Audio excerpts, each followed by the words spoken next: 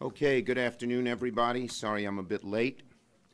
Now, in the entire history of our country, Americans have never seen an In the entire history of our country, Americans have never seen a president of the United States support an adversary the way President Trump has supported President Putin. For the President of the United States to side with President Putin against American law enforcement, American defense officials, American intelligence agencies, is thoughtless, it's dangerous, it's weak. The President is putting himself over our country. Starting with the President's trip to NATO, ending with his shameful performance at today's press conference, President Trump has strengthened our adversaries while weakening our defenses and those of our allies. A single ominous question now hangs over the White House. What could possibly cause President Trump to put the interests of Russia over those of the United States? Millions of Americans will continue to wonder if the only possible explanation for this dangerous behavior is the possibility that President Putin holds damaging information over President Trump. Like any patriotic American, I was absolutely appalled by the press conference that capped off the President's trip to Europe this morning. I didn't think it could get worse than his performance at the NATO summit, but it sure did. In just the last week alone, the President attacked our closest allies in NATO, calling the European Union a foe, meddled in the domestic affairs of an ally by undermining the Prime Minister of the United Kingdom, and that was all before he held a summit and downright shameful press conference with the man who directed the interference in our 2016 elections and, according to all reports, continues to try and do so today. At every step along the way, the President is kneecapping our allies and offering a helping hand to our adversaries. When it comes to the interference in our 2016 elections, the President has managed to point his finger at just about everybody except the culprit. It's inexplicable. Or maybe it's not. President Trump has blamed Secretary Clinton. He's blamed the DNC. He's blamed the FBI. He said that, quote, both countries are responsible for the state of relations between the United States and Russia. The one person he hasn't blamed is the person he stood shoulder to shoulder with this morning, Vladimir Putin.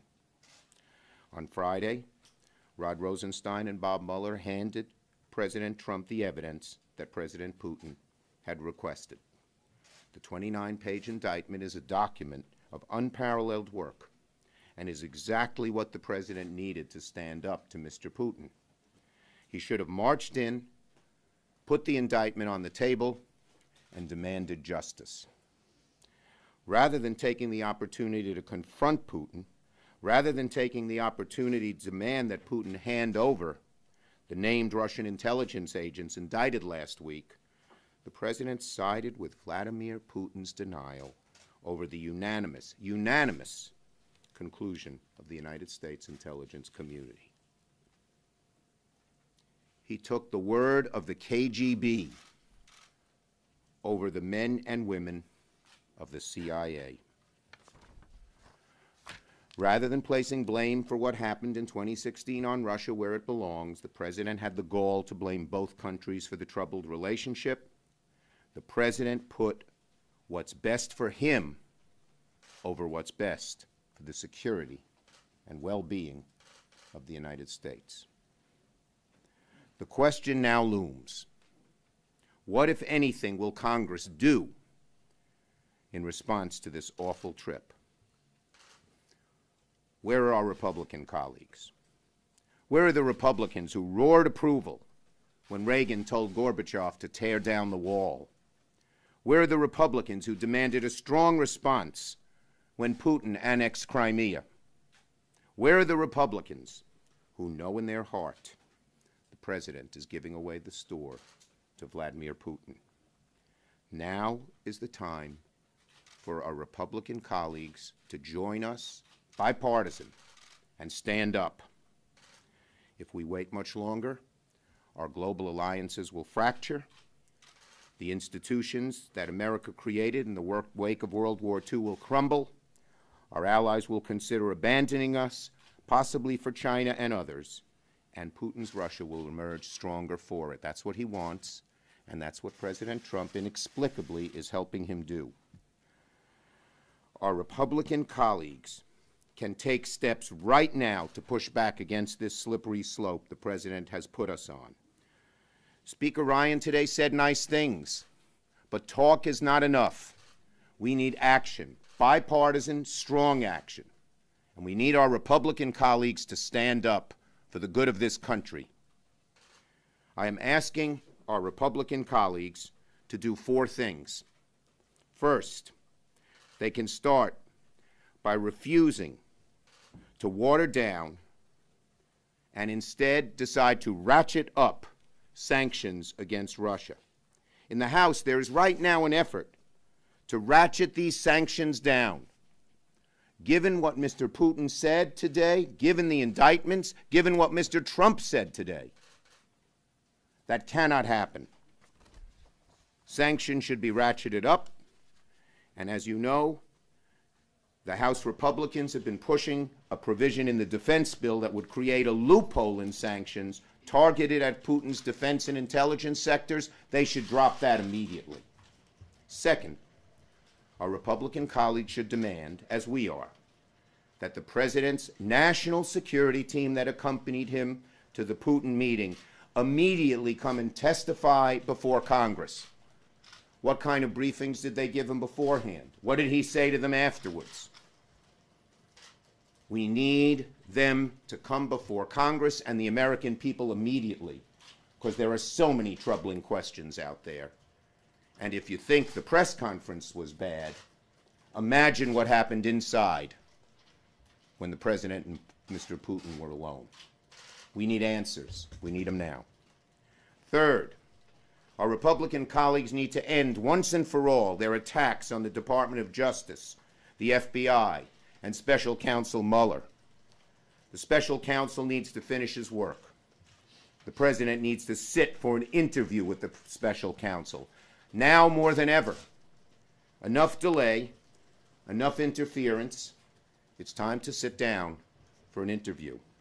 And fourth, our Republican colleagues must demand loudly and clearly that the President insist that the 12 Russians named in the indictment last night be sent to the United States immediately to stand trial. I am asking Leader McConnell and Speaker Ryan, both friends, to make sure these 4 things are done. In fact, for the sake of our country, I am pleading with them to join us in making sure that these 4 things are done. Senator McCain spoke out strongly.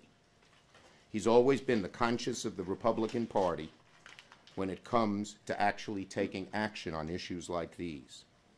A few of our Republican colleagues have spoken out and talked the talk, but it's time for the Republican Party to walk the walk, given the direness of this situation. The President is doing grave harm to the standing of these United States while kowtowing to the #1 enemy we probably have on the globe, Vladimir Putin. He'll continue to do so if he isn't checked, and the best people to check him are not Democrats, but his fellow Republicans. What the President has done is an insult to all Americans, Democrats, Republicans, Independents. We all have to stand up together and push back. I'm ready for your questions.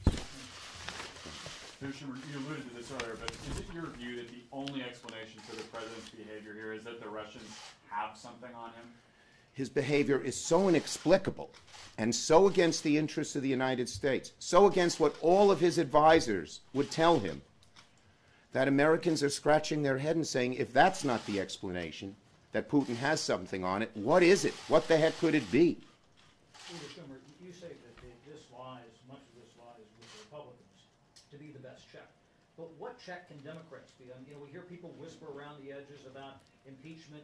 You know, some people, John Brennan suggested this was treasonous. If it's really that far, why not, you know, take the gavel and go? We don't have the power to take the gavel. We don't have the gavel.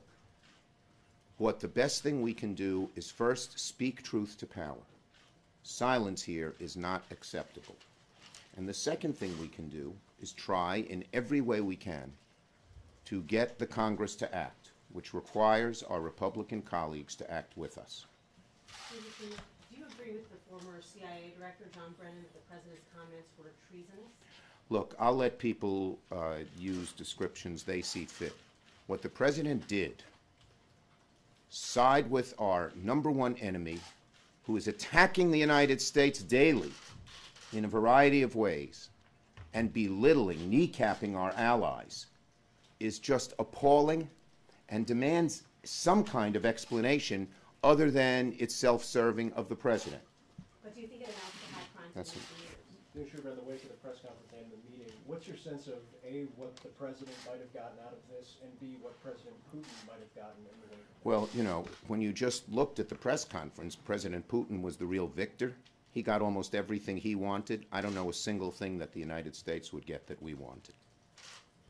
Okay. Thank you, everybody. Thank you.